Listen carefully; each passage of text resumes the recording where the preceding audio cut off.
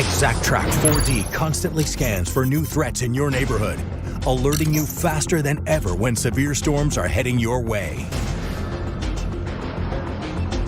Well, survival wouldn't be that bad here in Jacksonville. You guess you need an umbrella. Yeah, that's about it. Michigan, no, thank you. No, it's already getting cold in Yes. Michigan. Temperatures, upper 40s, lower 50s overnight type of stuff. So yeah, that would be very cold overnight. And for us, a poncho or an umbrella definitely would be handy here, especially areas of St. John's, Flagler, even portions of Putnam County. Right now, somewhat limited into Duval as these continue to wind down. They were over the Deerwood Club and the Town Center, and here they are as they get closer to, still over the Town Center, out near Bowden. Sunbeam, much lighter now as we continue down State Road 13 here from Plumbers Cove into Loretto and into Pine Bluff. So we're still over areas of Mandarin and then just crossing over the river here, getting into northern St. Johns County and areas out near Racetrack Road and Julington Creek Plantation. And on the opposite side of the river, we are still seeing some lighter rain for Orange Park. A little bit heavier here as we get to Lakeside and out toward the Readout areas here, or Rideout area rather. So we'll grab that and stretch it out through around Lake Asbury, about a 12-minute window with more of that rain that will continue to come through. But that is much lighter than what we're seeing here, folks, in and around the Elkton and Armstrong area. And what I'm going to do, I'm going to grab this part and we'll continue that southward here. So you've got Spuds and Hastings over the next 8 to 16 minutes. Gopher Ridge, Flagler Estates, Yelvington, all seeing the heavy downpours. These are moving away from the 95 corridor, but a pretty good stretch as you get just to the north of 207 here. You've got your wipers on, and it looks like that's going to continue for at least the next 15, 20 minutes or so.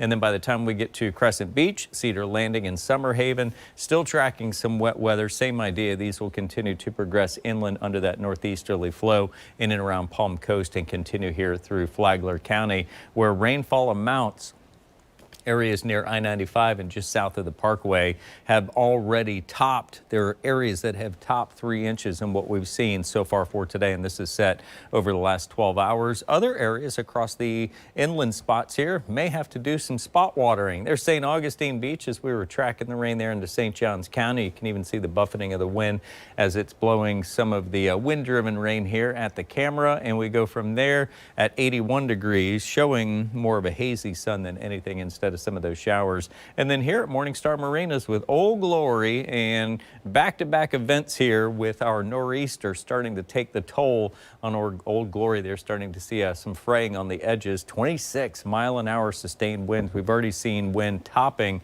38 miles per hour here, and these are just some of the recent wind gusts. 28 at the airport and at NAS Jax, 30-mile-an-hour wind gusts. The driving wind, the rain, cloudy skies bringing our temperatures down. We only topped out, I want to say 85 is going to be the high here for today. And this is based on the Euro, the GFS, all of the models telling the same story. And the best chance for what will be the heaviest of the rainfall, I-10 and southward into our coastal zones with lighter amounts expected over the next 5 days there in southeast Georgia. Overnight tonight, temperatures will slip down, upper 60s, well inland, 70s for everybody else, and those daytime highs turning it back around. Some areas only getting into the upper 70s in southeast Georgia.